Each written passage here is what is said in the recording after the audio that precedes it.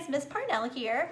I've got a little bit of some follow-up Friday fun, and this has to do with the Lego lesson that we did this week, inspired by Sean Kenney's Lego sculptures, inspired by nature, that he places out in nature like botanical gardens and arboreums.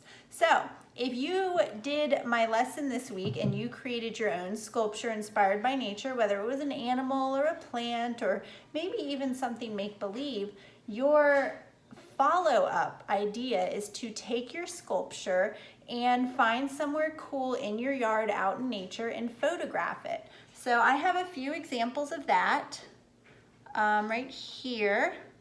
So here we have a little friend's flamingo sculpture that she took a picture of it down at the bay. Here we have some friends all together.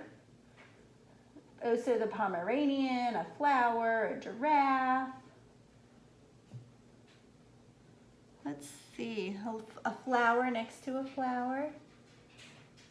And I think this one's really cute. This might be my favorite one. The elephant in its natural habitat.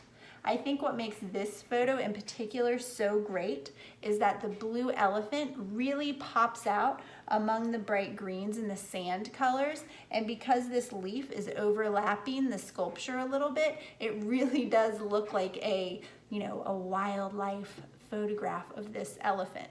So maybe take some of the sculptures that you made, and if you haven't made any yet, you can certainly go make one now. Go find somewhere around your yard and snap some photos of it.